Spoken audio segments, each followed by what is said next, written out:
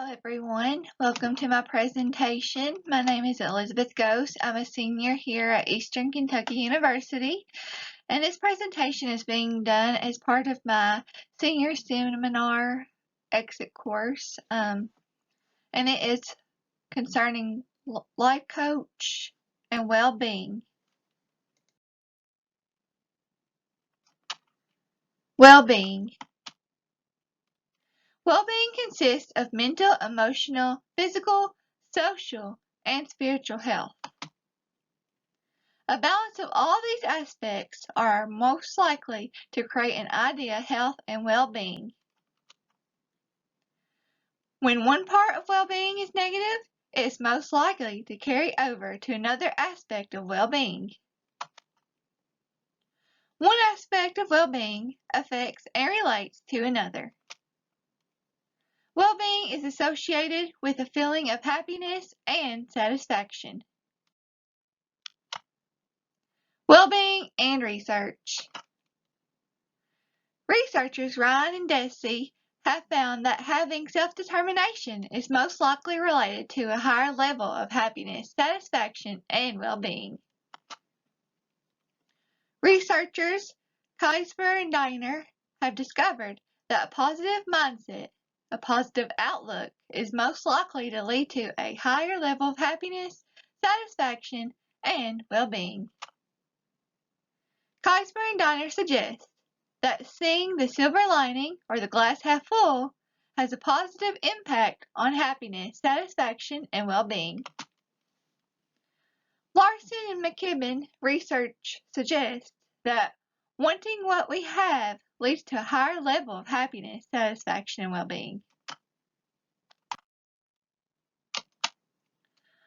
Life coach.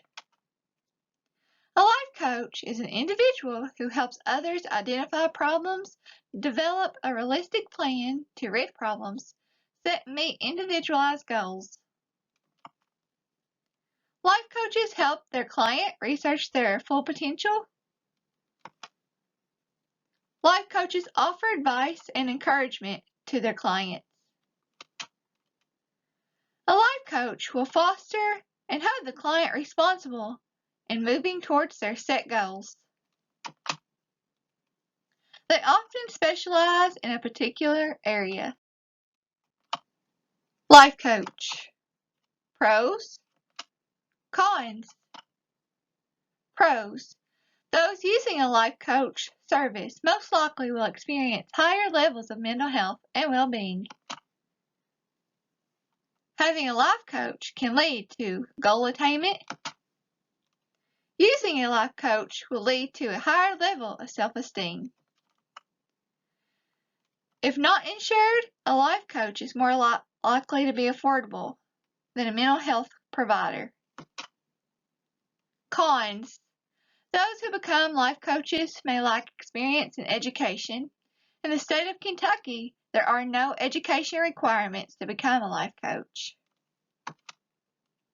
A life coach cannot write prescriptions or references to a higher level of mental health professional. Life coaches are not covered by insurance plans. Life coach and research.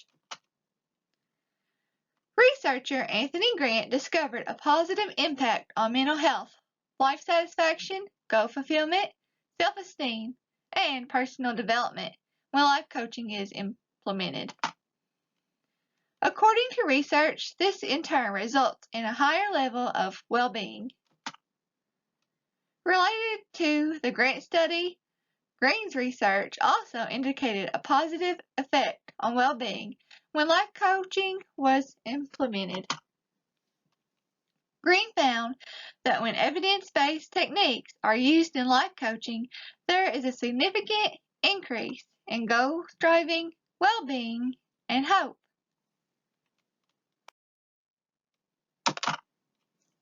Life coach and research continued. In the Lafayette Davis research study, it was found that life coaching increased self-esteem, satisfaction, awareness of individual values, strengths, and goal attainment. Life coaching in Lafayette Davis research study allowed individuals to explore strengths, values, goals, and dreams. Life coaching in this study also helped individuals overcome barriers, find a purpose, find their own personal identity, and encourage individuality. According to research, these aspects have been proven to lead to a higher level of well-being.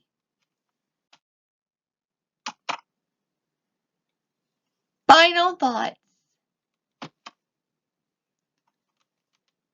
I would personally recommend going to a professional mental health provider before looking to a life coach. This is because a mental health professional is held to standards and credentials that a life coach is not legally held to. If for some reason a client tried multiple mental health professionals and it did not work out, I believe it would be acceptable to hire a life coach. However, I would highly recommend them getting a background check and asking for credentials. For safety, it would be good for them to know someone else who has used the same life coach. Unfortunately, we all know the negative stereotypes that people have towards those who go to a mental health professional. While this is sad, there is only a limited amount of work we can personally do to change those negative stereotypes. Seeing a life coach can be seen as a more positive route and help people avoid those negative stereotypes. This may lead to a better client-professional relationship. This most likely will help the client be able to focus on solving their true problems and meeting their life goals.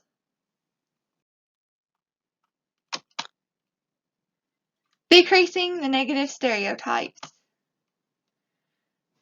Share on social media that seeing a mental health professional is nothing to be ashamed of. Share encouraging words to others. Share suicide hotline numbers and help numbers. Remind people that they are not alone. Get to know your local mental health providers. Volunteer in community events hosted by mental health providers.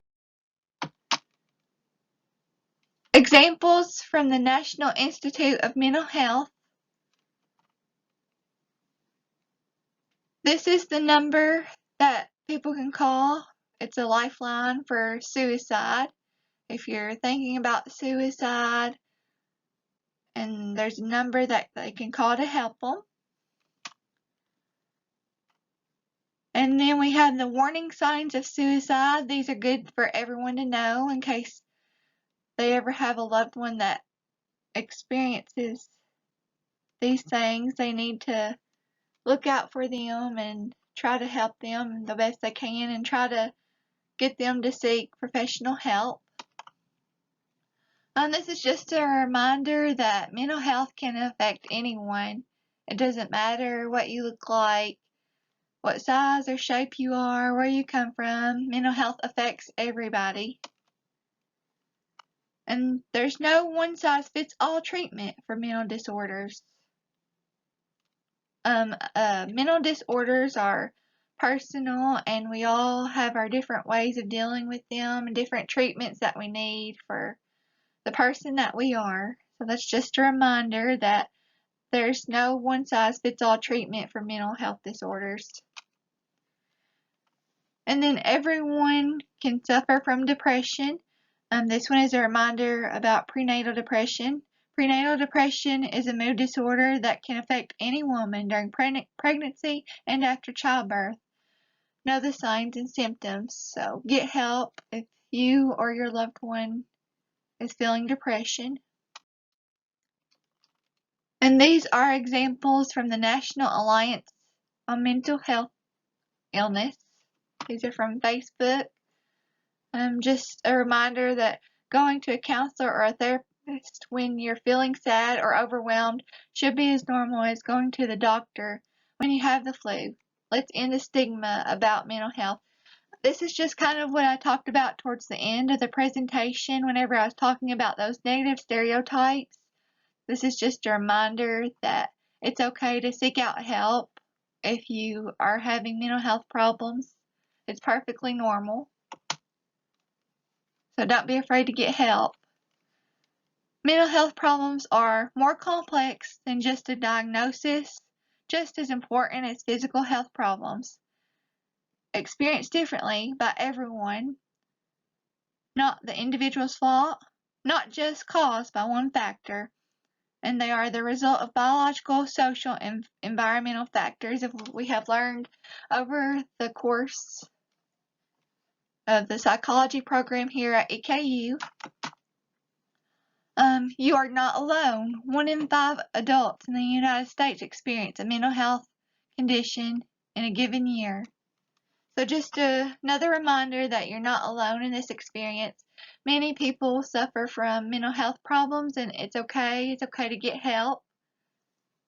And we just want to encourage people and remind people that that's okay. Like I said, those negative stereotypes need to be reduced so that people can get the help they need. And then this is talking about anxiety and that it's okay because other people experienced anxiety before and there's help out there for you. You're not alone. And these are a list of the references.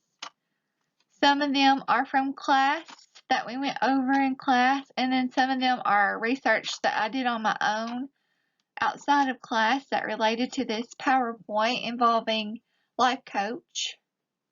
And then I also included the Facebook links where you can find those quotes and recommendations listed about the mental health. Thank you for viewing this presentation.